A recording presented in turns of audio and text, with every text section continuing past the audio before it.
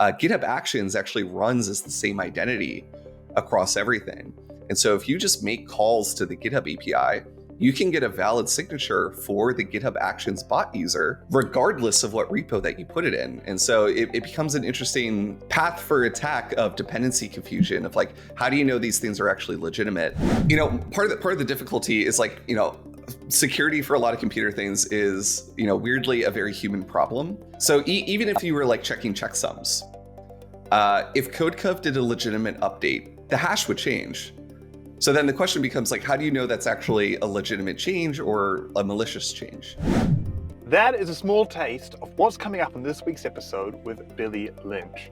Now, we dive into the subject of software signing or application signing. How can we be sure that the components that we're using are legitimate and not malicious? It is a great starting point in understanding how it can play a critical aspect in the software supply chain and making sure it's secure.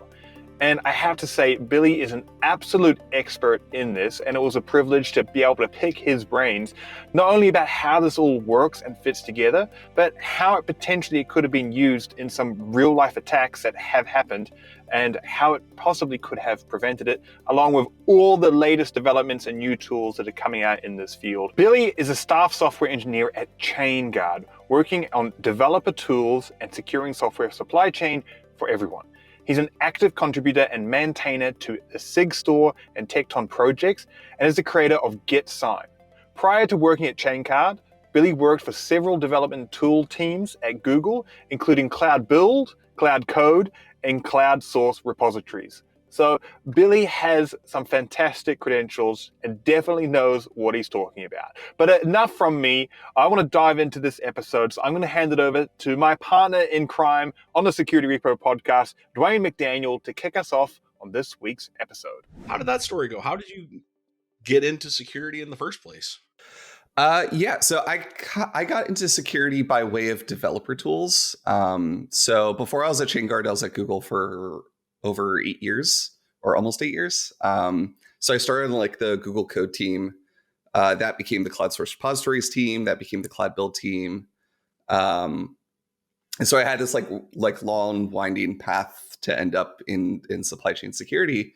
So, back on Cloud Builds, one of the things I was working on was basically integrations with other CI platforms. So like GitHub, being able to like trigger things into Cloud Build. And so part of that is like, you have to think about security, about like, how are you handling people's OAuth credentials? How are you storing them? How are you, interacting with these platforms? So I was always really interested in like signing and cryptography and stuff like that. I took a cryptography course in college. And then when I started getting more involved on the open source side, Dan Lorenz, our Chainguard CEO, he was starting the Sigstore project. And I was like, this is really interesting. And then when Dan and Kim and, our other co-founders actually went and started Chainguard, that became like really, compelling and tempting to like, hey, like, let's work on this and like really invest in this. So that's how I sort of found myself in both Chainguard, but also Sigstore as well. Could you maybe explain to the audience a little bit about what Chainguard, what Chainguard is, but also how that interacts with the Sigstore that you were just talking about? So for anyone that's maybe not familiar with that. Yeah, absolutely. So Chainguard, we're a startup. We've been around for a little over a year now. Our whole mission is to make securing supply chains by default and make that as easy as possible. So we do a lot of work for, working with what are you running in production, and even to sort of take a step back, like what is software supply chain security? So what we're really talking about there is when you think of your like typical supply chain, you'll hear on the news like, hey, this part in a car is being recalled. How do you know like what cars it's in, what dealerships it went to, who actually bought the cars? And we're able to trace through like the whole entire physical supply chain to know what's affected and things like that. And so what we really want to do is do the same thing, but for software and vulnerabilities. So knowing, hey, this new CVE drops, it affects this particular library, where am I using it in production? What assets am I using that are actually affected by it? So tying together all that metadata in order to actually make you know what you're running and sort of what your threat model and like when one of these CVE drops, like knowing how you need to respond or if you're affected at all. So for Chainguard, we do a lot of work for making it easy for people to integrate those into their production platforms. The other thing that we do, so that's our Chainguard Enforce product, which is really just giving visibility and also policy enforcement to make these supply chain decisions of like, what do I allow to run in production and sort of what's running in my production cluster that I may not know about. The other thing that we work on is something called Chainguard Images, which is a set of secure by default container images that we build ourselves. So these could be usually popular open source projects. So these could be language images, these could be Prometheus, this could be, whatever, where we basically apply the same sort of supply chain security principles that we want to see out of like the entire ecosystem, but we sort of provide them for images that customers want. And so we can generate images. The goal is to, whenever you run a security scan on one of these images, you should get 0 CVEs. And we do this by automating a lot of like the remediation and patching like that. So it's actually really impressive. I've seen like we have one of our images is like a Git image. And there's like a recent announcement of like Git vulnerabilities that went out. And we were able to patch that and push that to production within an hour of the CVE dropping. So so it's a lot of cool work that we're doing sort of across the ecosystem. And then to get back to the original question of how does Sigstore fit into this? So Sigstore is an open source project, part of the OpenSSF, which is under the Linux Foundation. And Sigstore's whole goal is to make software signing as easy as possible. And so when we're talking about these supply chains, software supply chains, part of the difficulty is knowing like, one, we need the data to actually link these things together. So we need to know like, okay, from your Docker image, what's in there, like what software, what libraries, what dependencies do I have? But then the second thing is like, how do you actually trust that data? Like, how do you know where is it coming from? Who's providing it? Like, is it actually something you can put faith in? And that's really where software signing comes in. So the idea there is, you have this metadata, you will sign it with some key, and then that key basically gives you cryptographic proof that hasn't been tampered with or anything like that. And so traditionally that was done with like GPG keys or other sort of long-lived keys.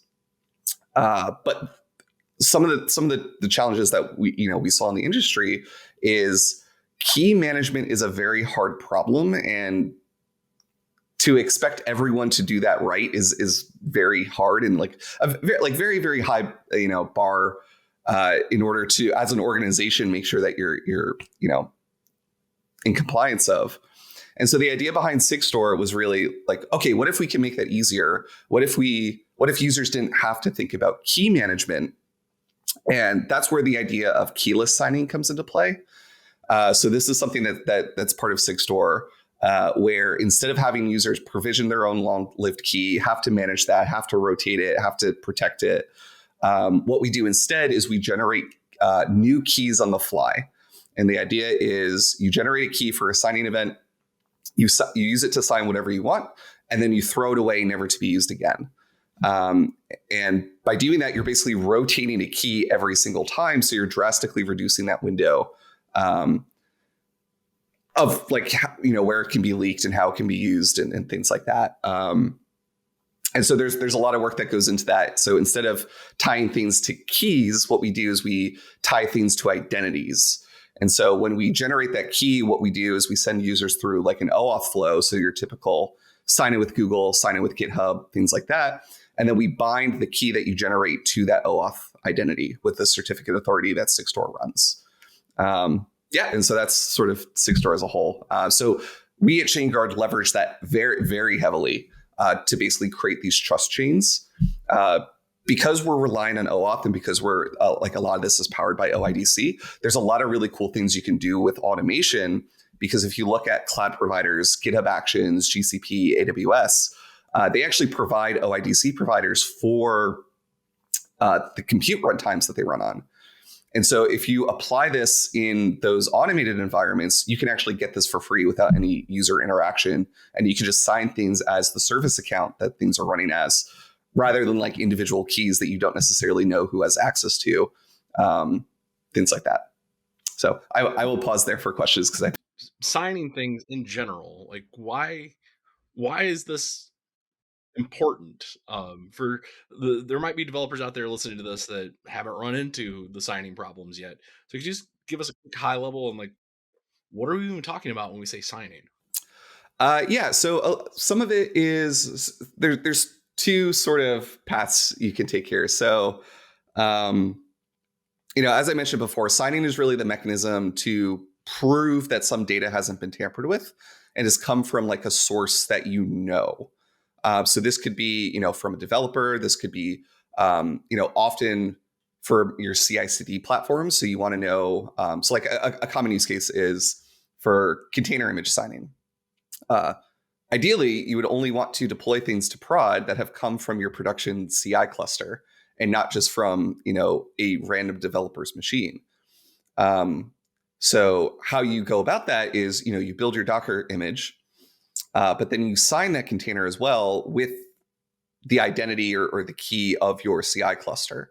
And then at deployment, what you could do either with Sigstore has a project called Policy Controller, but you could also do this with like Kyverno, OPA. You can check these signatures and say like, hey, before I actually go and run this, like, did this actually come from my prod CI cluster? And because of that signing and because of that cryptography, you can actually prove, yes, it did. And so where Sigstore comes in sort of as the next step is not only do we say, we focus less on the key and we focus more on the identity. So it's not, did this particular key sign this data, but it's, did my prod service account for my CI pipeline sign this data? And so that becomes a little much more powerful for writing policies and caring less about the key distribution and key management mechanisms of, doing that cryptography. Yeah, it's very interesting. And there's a couple of moments where, I bring to mind where signing has created the red flags. And I think that helps at least me to understand it. Like one that I'm thinking of is there was a supply chain attack with a tool in the CI/CD pipeline called CodeCov. I don't know if you're aware of it, but CodeCov, the bash uploader script, was modified. And how this whole thing ended up being discovered, because it took nearly 3 months, was that the signatures, and in that case, I think it was the hashes, didn't match up. Is that kind of in line with the scenario, or is what you're talking about a level beyond that as well? It's sort of the next step. So with the CodeCov incident, if you looked at the instructions for how to install CodeCov, it was basically just curl codecov.sh, pipe to bash. And so that's like very problematic, because there's the, how do you know you're actually getting the content that you expect? In that case, it was like redirected to some other source, or I think it might have been served from CodeCov, but it was injecting sort of bad content from there. So checksums might have helped there, right? If you were pinning to like particular versions, you would have been able to detect, hey, something changed. But then the next step with signing is like, okay, what the checksum of the content and whether, that's changed or not. But where did it come from? Like, did it come from CodeCov's production pipelines? Did it come from, or did it come from like some other source that just happened to have access to whatever S3 bucket or storage bucket that happened to host that content? One of the classes of things that we're trying to protect against is, if there is, if you do happen to get access to some production buckets, stuff like that, like just being able to upload content isn't enough. Like you actually want to be able to go through the whole entire review process. And, we need to have that metadata in order to make those decisions, and we need to be able to trust that metadata. And that's really where signing comes in. Because there's also like other cases, like we could go into like the SolarWinds attack where, even if you were checking checksums, that wouldn't have helped you, because in that case, like the CI pipeline itself was compromised. And so that also gets into like a tricky situation. Right, got it. But signing would have prevented these from happening. Okay. Part of the difficulty is like, security for a lot of computer things is, weirdly a very human problem. So even if you were like checking checksums, if CodeCov did a legitimate update of their script, the hash would change. So then the question becomes like, how do you know that's actually a legitimate change or a malicious change? You could go and look through the entire script, see what it was doing. Is that realistic for everyone to do? Probably not. So what signing lets you do is, if you have some additional metadata to say like, yes, this has changed, but it has come from a trusted source, that gives us a little bit more protection. It may not be perfect. It may not stop like, insider threat risks if like, a CodeCov employee decided they were going to do something malicious intentionally. Right. But it does help some of that, hey, there was a change, but it came from this source and we can trust that source. And so we're going to allow this. Yeah. So speaking of trusted sources, I want to bring up Webflow, not Webflow, the page builder. Whenever I hear Webflow, just from my background, I automatically think of the page builder, not the thing that Google named their global signature key. But that was something that kind of surprised me when I went to your session up at CDCon, GitOpsCon, was that this is a real problem out there that GitHub, the big G, GitHub is signing everything with the same signature across everything. Yeah, it's a bit surprising. I mean, it's a trade-off. Like there's definitely legitimate reasons to do it. So for some background here, Webflow.gpg. So GitHub has a feature for signed commits, and whenever there's two ways to go about doing signed commits. One is you can generate a GPG key or an SSH key now, and you can associate it to your GitHub account. And then whenever GitHub sees a signature that matches that key, it'll give you that nice green check mark, and it'll say verified, and it knows to tie it to your account. The other thing that GitHub will do is whenever you do any sort of web operation or API operation, GitHub doesn't have access to your private key, nor should it. But we still want some of those protections around like tampering, and also in particular for GitHub, knowing that the commit actually came from the author it said it did. So Git is weird in that like you could just modify Git commit data somewhat arbitrarily, and this has caused some issues before of like people. You'll see it all the time, like people impersonate Linus Torvalds. When GitHub had there's drama a few years ago with GitHub and DMCA takedowns, and so someone impersonated the GitHub CEO on GitHub. They just like inserted their email, and it showed up as coming from the GitHub CEO. So signing is useful in order to like tie, did this commit actually come from that account? And so what GitHub does for these API operations is because it knows it's authorizing you and it's making the commit and applying the commit, what it's effectively doing is attesting to say, hey, we saw that this user made this change, and we as GitHub are attesting to that fact. So it does actually give you some guarantees of like, did it actually come from this user? However, GitHub uses the same key to do this for every user across the platform. And so, to put my tinfoil hat on, you see issues like, just a couple months ago, GitHub had to rotate their RSA key, and that caused problems. So, like, I'm sure GitHub is doing all the right things to secure their keys and stuff like that, but things do happen. You do need to rotate keys. So the question I always raise is like, okay, well, what happens if this key ever needs to be rotated? And you look around if there's like automated tools.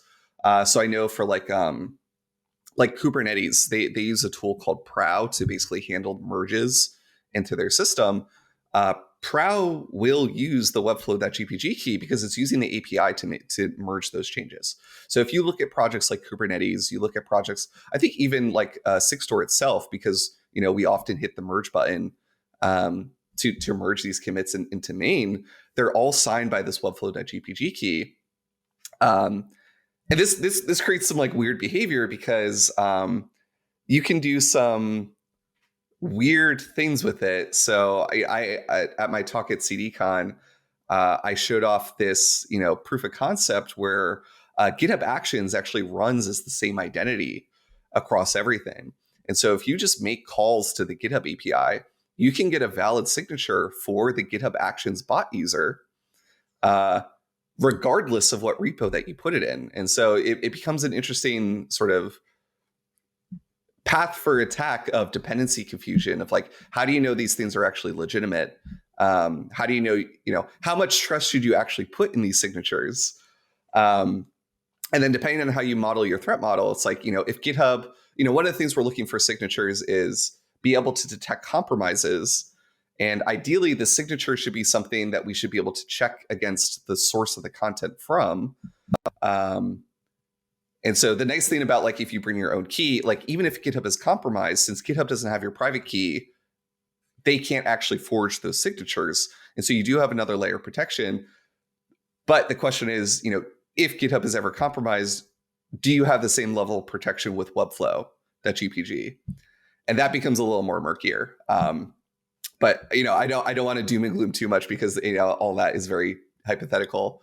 But it's something that I find very interesting and something that's like, it could very much be a problem one day, if something ever happens to that key. It's like a very critical piece of infrastructure that we just don't realize day to day.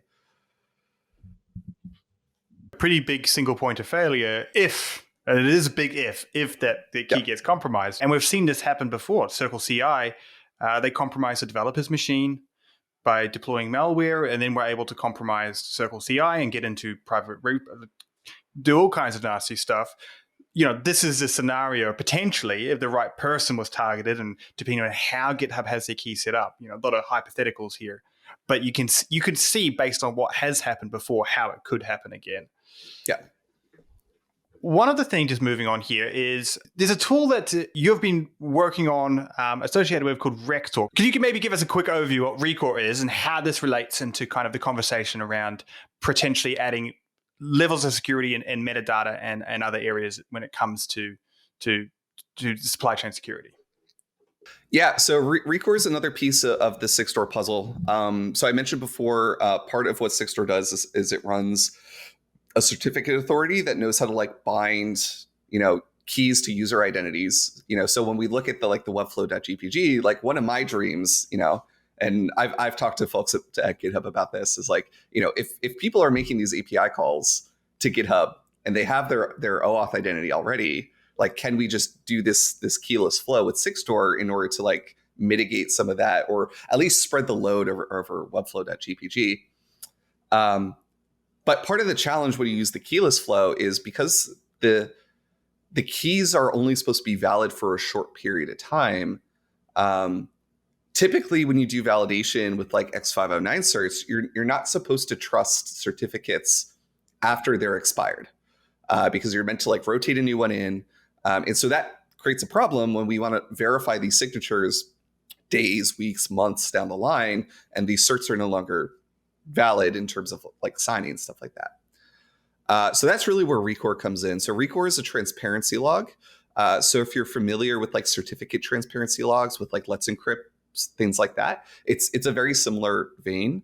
But this one is meant for signing events and attestations and things like that. So the idea is whenever you do a signature, with the keyless flow, or even if you bring your own key, Recor can support this as well. You can upload it to Recor, and Recor, because it's backed by a Merkle tree, it's append only, and basically it can't be tampered with. Like it cryptographically cannot be tampered with once something has been added to the tree. And so what we do is, because as part of when it includes it into its transparency log, it will also include the timestamp of when it was included, similar to like a timestamp authority timestamp. So what we can do to verify signatures is look in Recor and say, hey, does the signature exist with this key? And was it signed at a time where the certificate was valid? And with that, then we can go back and verify these signatures, even though the certificates themselves are expired. So that's like sort of functionally from a verification standpoint where Recor is useful. The other thing that's really useful is it becomes this log that you can monitor for everything that happens with your identity. So you can go to like search.sigstore.dev and you can punch in my email and you can see every single thing I've ever signed with Sigstore. And so if you apply that for your production CI, you can start seeing, hey, what did this sign? When did it sign it? Where is this being used? And that becomes a very useful auditing tool, if things ever start to go awry, of like, where are my signatures floating around in the wild? So there's a lot of power and value in that as well. And so Sigstore itself actually runs a public instance of Fulcio, the certificate authority, and Recor that any open source project can use. You can use it for free. The only trade-off is you have to be okay with all this information being public in the wild. But of course, Sigstore being an open source project, if you want to run your own, you can. That's one of the things that we do at Chainguard too. We can help run private Sigstore instances. But yeah, like our hope is for like open source projects to adopt this and to integrate this into their deployment pipelines so that everyone can start taking advantage of like these public transparency logs and this information and metadata that's sort of freely available. Right on. Thank you very much for that. I think we'll put a link to Merkle trees out in the description here for people that might not be familiar with blockchain technology or just getting up to speed on it. So Merkle trees aren't actually blockchain. Merkle trees are the same technology that power Git repositories. I was going to say the charts look very similar when you look at what it does. So Matt Billman from Netlify, I heard him give a talk a few years ago at a conference I was putting on. Said, if you think about it, Git is really the first broad blockchain that everybody adopted, except unlike true blockchain, it's not immutable. You can't go back and mess with your history and completely modify it. But if it's shared, that's really hard to do and convince everybody else to update theirs. So it's kind of blockchainy. But all right. So to bring things home, wrap things up here, sounds like the whole name of the game for what you're concerned about is trust. And can we actually believe the signature? Can we believe the person's actually done this? Can we trust the machine we're on? And I guess that's the whole point of security. Can we actually trust this is true and verify it? So in the long term here, how can devs and operations teams, DevOps teams, push toward better establishing that trust overall? Like, what's some tips you can leave for folks? Like, how do we make our teams more trustworthy? How can we make our work more trustworthy, especially if we share it outside of our work? Yeah, so I think that the easiest thing you could start doing is start signing if you're not doing it already. There's a really robust ecosystem around container signing now. We're also seeing signing sort of pick up in other ecosystems as well. So we've been working with folks in the Python community, the Java community, NPM. So GitHub just announced public beta for NPM provenance that's actually backed by Sigstore as well. The first thing we need as sort of an ecosystem is, we need the metadata, regardless of whether people are enforcing it or not. Like, we can't make any policy decisions if we don't have the data. So starting to be able to produce that data, attach it to our artifacts, it gives us there's sort of a carrot and a stick here, right? So that the carrot is, being able to have this metadata is not only useful for your organizations to have more trust in what you're deploying, but also if you ever need to debug what's going on, you leave that the breadcrumbs of like, hey, what is actually running in production? What am I using? What libraries are in here? That gives you sort of rich metadata for how to respond and look into things. The stick is there's a lot of legislation, especially from the US government, that's starting to come down around these things, around SBOMs, around vulnerabilities and vulnerability managements. And so signing becomes like a very critical part of that. Like, you can generate SBOM, but like, where did it come from? How do you trust it? Is it just like, someone filling out an SPDX document manually, or is it like coming from automation, things like that? So signing will really help automate a lot of this process. And I think will be a very critical part of like, hey, yeah, like we need to work with a vendor for, and we need to prove, here's the SBOM and everything that we're using as part of like the software that we're shipping. That should be very easy and something that we can trust because we have those signatures, we have those receipts in order to like trust that data and know that everything that went into it. So it'll be really interesting to see how like a lot of these things develop over time. I think right now we're seeing like the early adopters phase of people that see the value and really buy in. But I think very, very soon we're going to see the more regulatory side of like, you must do this. And it'll be interesting to see how companies sort of react to that.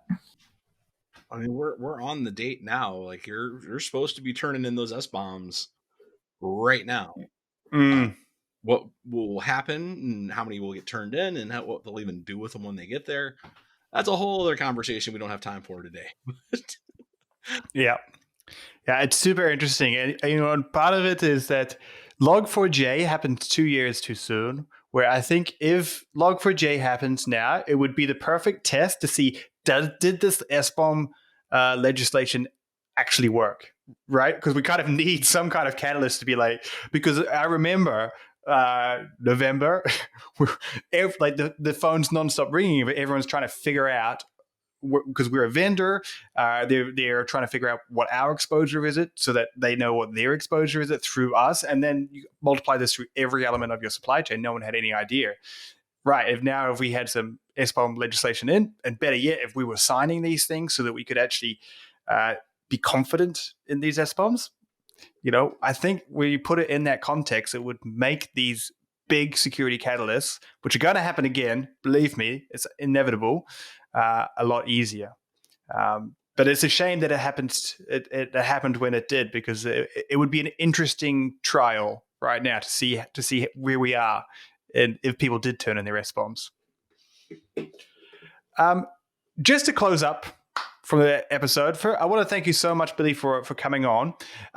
There's been a lot of technical information in here, and I'm definitely one of these people where I'm going to need to kind of go down and look a little bit deeper into some of these areas. So I want to ask you now, where's a good place to start?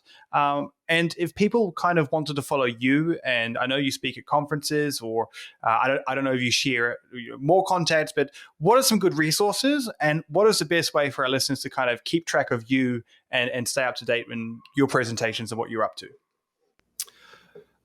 So if you're interested in learning more about Sigstore, sigstore.dev is the main site. We have tons of documentation for how to get started in the different tools, Cosign, Gitsign. Cosign is for container signing, Gitsign is for Git commit signing, as well as the other tools for like the server-side components as well. I would also highly recommend checking out the OpenSSF on GitHub. They have a lot of resources for securing your projects, like supply chain security. We work with them a ton, obviously with Sigstore being a part of the OpenSSF.